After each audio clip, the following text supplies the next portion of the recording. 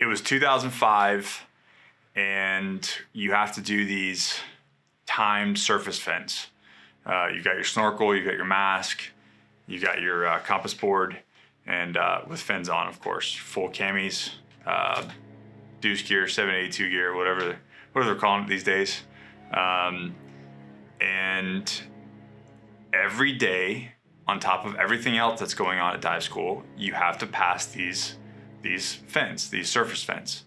And so that you load up in a boat and you've got all your gear with you, and they take you out however many meters and they drop you off. And then you get situated, you get your azimuth of where you're gonna go, and they blow the whistle, sound the horn, whatever it is, and you have to go. And this particular time, I went hard. And I went so hard and I was doing so well that I thought that I could take a break. Something in my head was just like, you've got your good pace, so you can like ratchet down like an interval and just take a quick break and then ratchet back up and you'll be fine because you're doing so well. That was not the case. And I didn't make the cutoff. That little bit of just thinking that I was good, thinking that I had a good pace, set me back. Now, to give you some perspective on this, we were in Okinawa at the time with 3rd Reconnaissance Battalion. We're going on 31st MEU. The MEU commander came down and said, I need a dive team, which I ended up on a dive team for 5 years. He said, I need a dive team because I need a dive capability for the MEU, and you guys are it. So my platoon sergeant pulled us out of that. We did a 3-week patrol phase, which is not something you want to do right outside the gate of being on a patrol phase in the jungle and then going straight to dive school, but that's what we did. And he sent our whole team to dive school. At the time, I was an assistant team leader with the Recon team. So semi-leadership position. And we had no margin of error. Like the 5 of us that were in that course had to pass. And when I failed that surface fin, it was a kick in the balls.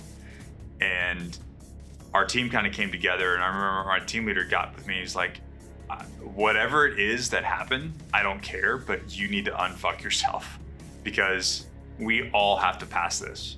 And combat dive school is not easy. It's a kick in the nuts every day. You wake up, you run a ridiculous amount of miles, you go get thrashed in the pool, then you have to be in a classroom, and then you have to do your surface fins, and there's tests. It's a lot. And there's no margin of error. So what brought this up is I'm rucking again.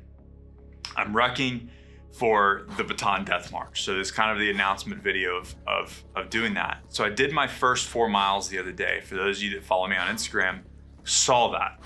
And I had a timed goal in mind per mile and overall finish.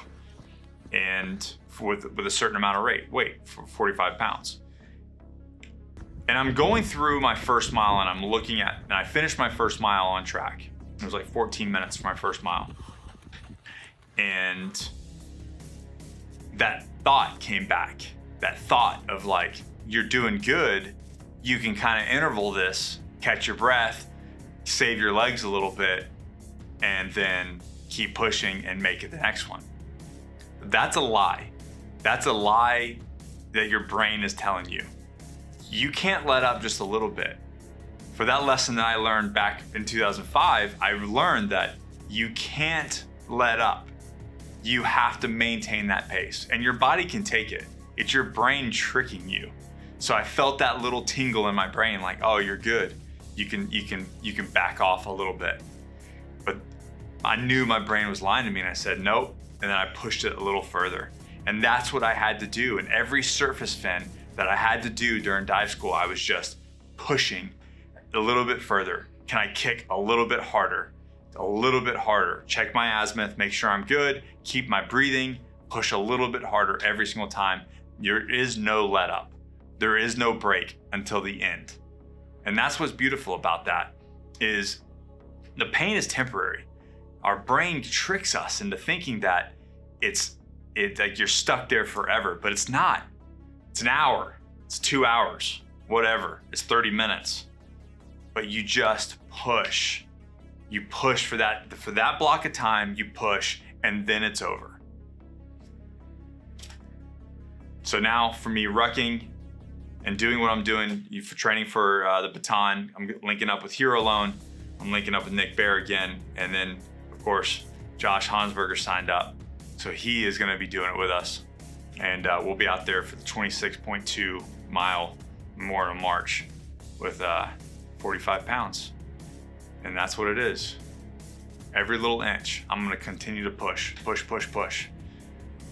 So I hope that those of you watching and you're aspiring to do something, you're aspiring to accomplish something, there is no ratchet down, there is no break. You have to push continuously every single second until you make it.